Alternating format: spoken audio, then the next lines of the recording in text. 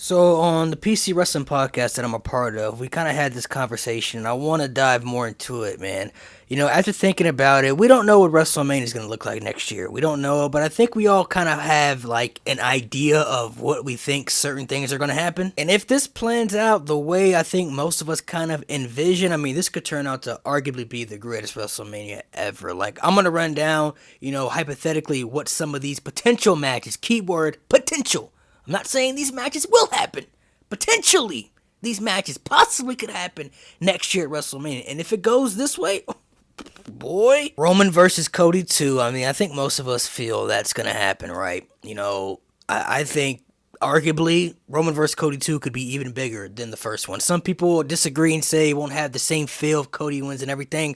I disagree. I feel like, the moment can be just as big, if not bigger. Only time will tell, but Roman versus Cody 2, I mean, that's just another big main event right there. With CM Punk back, I really see CM Punk and Seth Rollins at WrestleMania, night one main event. That's what I really see. Like, maybe I'm wrong, but I really see this match happening at WrestleMania next year. The night one main event, I really think is going to be Punk versus Rollins for the world title. And, like, that right there is also another big main event right there. Jimmy and Jay one-on-one for the first time ever. Most of us are pretty sure this is going to happen right here. Like, the Usos have talked about they wanted to have a one-on-one match at WrestleMania, and after we saw what happened at SummerSlam, we're pretty sure this is going to happen, which is why they're on two separate brands, because they're trying to save it for WrestleMania and everything. And Jimmy and Jay one-on-one for the first time ever, bro, that's going to cook tremendously. Logan Paul versus LA Knight. As soon as Logan Paul won the US title, everybody was already, predicting that LA Knight was going to be the one to beat Logan Paul at WrestleMania for the championship. And that's going to cook tremendously too, because you have a top heel in Logan Paul going against one of the top most over baby faces in LA Knight. Bro, that's going to be incredible. I honestly really think Bianca and Charlotte is very possible without a championship involved. Number one, it doesn't need a title involved, and we haven't had Bianca versus Charlotte one-on-one on the main roster yet in a big high-profile match. And Bianca has beat all the full horsewomen, besides Charlotte, really. She's the last one. So that's what I really, really honestly see happening at WrestleMania, and I kind of hope it does too, because Bianca versus Charlotte, two of the best female athletes in the women's division, colliding at WrestleMania, that's just bound to be great. I think they're really going to go Rhea versus Becky at WrestleMania. I know some people have been saying Liv versus Rhea because Liv was the last one to pin Rhea a year ago, and there's a little story there. I just don't think that's a WrestleMania type match. Becky Lynch by far is a bigger star than Liv Morgan.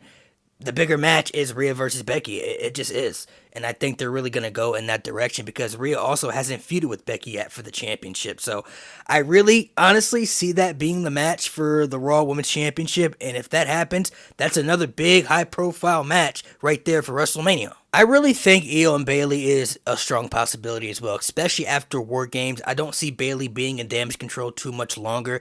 She's really honestly been the weak link. Like, she's been losing pretty much all the big high-profile matches for Damage Control. She's the only one in the group who hasn't succeeded to being able to even win a championship in the group. She's dead weight to the group at this point. I really think, she's going to transition back into that babyface role, and I think Bayley's a favorite to win the Royal Rumble, honestly. I could really see her winning the Rumble and going on to face Io at WrestleMania for the championship, which is another big high-profile match in the women's division. Now, check this out. I believe majority of those matches probably will come true. I just think, it's clear-cut for majority of those matches to probably happen. Some people may not like it or not, but I just think that's the direction, most of those matches will be going in. But there are still superstars that I didn't even name who may not have, a clear-cut creative direction as of right now of what they could possibly do at WrestleMania, but you still know they have to be involved in something at WrestleMania. The Intercontinental Champion, Gunther.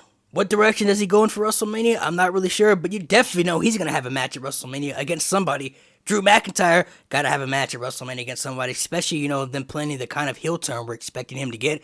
AJ Styles didn't get to have a match at WrestleMania this year because he was injured, and he's been off TV for a little bit due to the, bloodline storyline angle, but he's going to have a match at WrestleMania against somebody.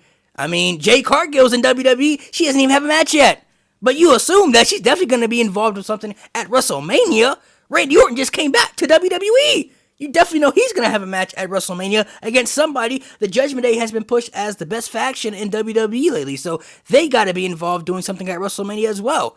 Brock Lesnar, you can't forget about him either. One of the biggest stars in the company. He's definitely going to have to do something at WrestleMania as well. And if you put all that together, just hypothetically thinking, with some of those matches that I named that we possibly think could happen, along with the superstars that we really don't know what direction they're going to go in, but you know they're still going to have to do something at WrestleMania as well. You mesh all that together, bro.